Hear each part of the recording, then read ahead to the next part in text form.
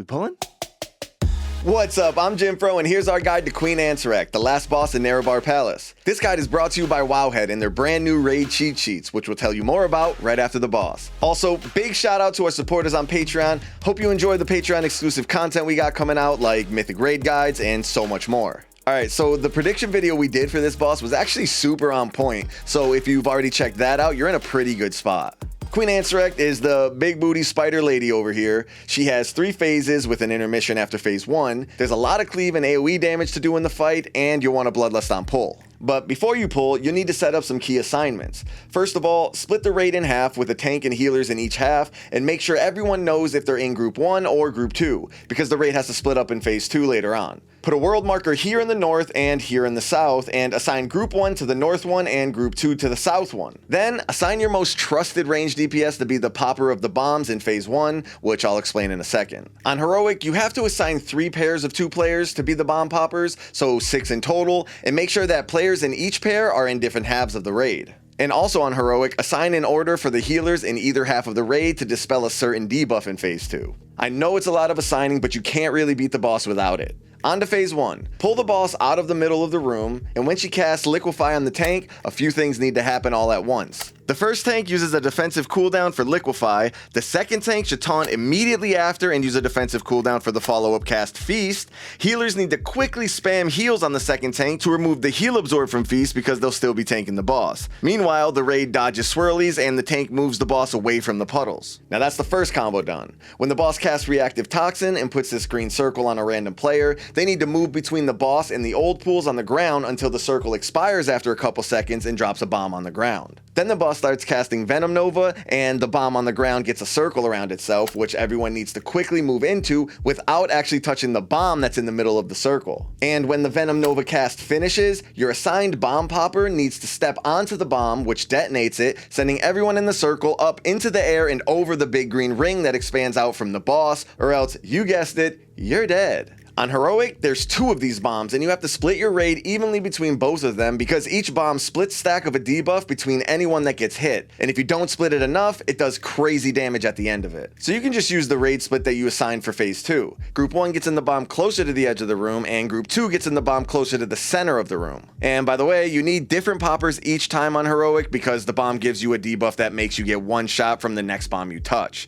so make sure to assign that as well. After you land, the popper has to get away from the raid with this big circle on them, and everyone has to dodge the waves that come out from where the bomb exploded. And that was the second mechanic combo. When the boss starts casting Silken Tomb and puts these little circles around everyone, you all need to group up together close to the boss without being in each other's circles, because at the end of the cast, everyone explodes in their circle, gets rooted, and spawns an ad that breaks your root when it dies. So everyone has to help AoE down all the ads to get everyone out of the roots quickly. And a little tip is that anything that removes the roots also still works, like Disengage or Hand of Freedom, so you don't need to group up if you have something like that. And on Heroic, the root leaves a nasty web on the ground when it's destroyed, so if you're gonna free yourself, it's best to do it away from the boss and ideally towards one of the old pools on the ground. Everyone else just has to get out of the webs as fast as possible once they're broken out. And that's the third mechanic done. And finally, everyone has to dodge all these random lines on the ground. Shortly after the third Venom Nova, or if you've already gotten the boss to 35%, she starts the intermission where she jumps to the middle of the room, gets a big absorb shield, and attaches these web lines to everyone that slowly pull you toward her. And if you get close to her,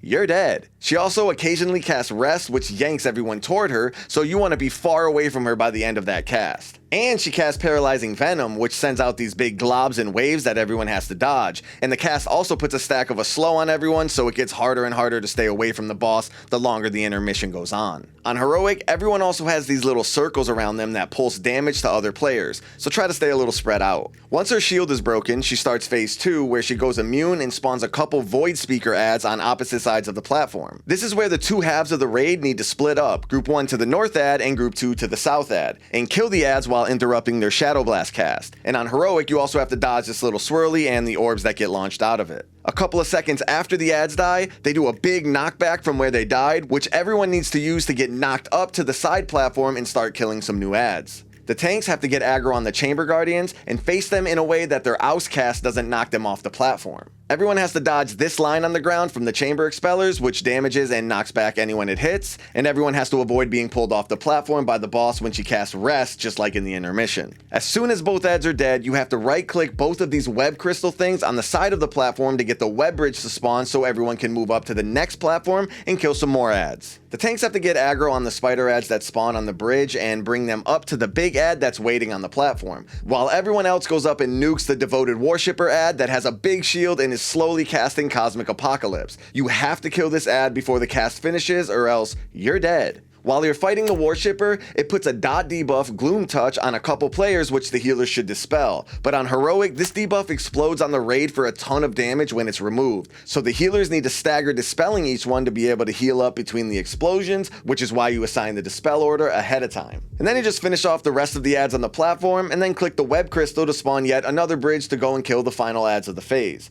You've got the same spiders and the same Void Speaker ad from the beginning, and once you've killed the Void Speaker, use its knockback to get to the final platform with the boss and start phase 3. After a long cast, the boss jumps onto the north side of the platform and then casts the tank mechanic combo. When she casts Infest, a lot needs to happen at once. The tank needs to use a defensive cooldown beforehand to survive the cast, and then start running this way away from the boss with the big circle around them, which explodes after a couple seconds and spawns a bunch of little spider ads that try to run to the boss. Everyone needs to AoE these spiders quickly and use stuns and slows and knockbacks and all that to keep them away from the boss, or else they explode and you're dead. The off tank needs to taunt right after the Infest cast and also use the defensive cooldown to survive the follow-up cast, Gorge. And then the original tank needs to taunt the boss back because Gorge leaves a big physical damage taken increase on its target for a while. When a couple random players get these big web swirly things on them, called Royal Condemnation, they need to move in front of the boss away from the rest of the raid because they explode on the raid after a few seconds, doing less damage to people that are farther away.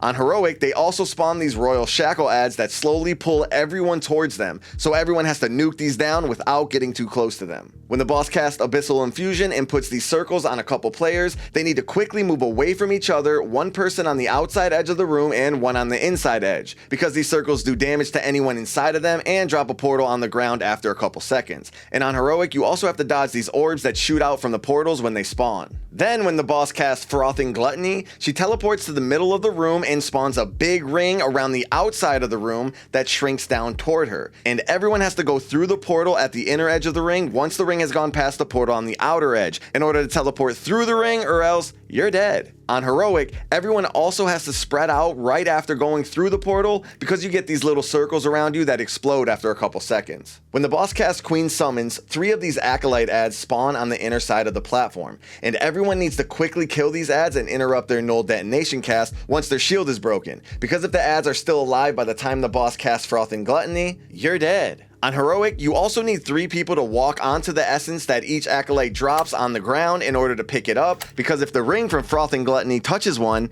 you're dead. The dropped essence does a ton of dot damage to whoever picks it up, so they'll definitely need extra healing, but going through the portal removes the essence from the fight, so they won't have it forever. You do, however, have to have 3 different players pick the essence up the next go around. We assigned all of the bomb poppers in phase 1 to be in charge of the essences if you want to go that route, but tanks are also a really good option to pick up a couple of them. And that's pretty much it. For our recaps this tier, we're excited to introduce the new Wowhead cheat sheets, a quick and easy way to get all of the key info for every boss in Nerub-ar Palace, including concise strategies, key assignments, and any pro tips you might need. So check out the cheat sheet link in the description. And thanks again to our supporters on Patreon. We've got a ton of Patreon exclusive content coming this tier, like extended heroic guides, mythic guides, and a bunch more. So check out the link below. Peace.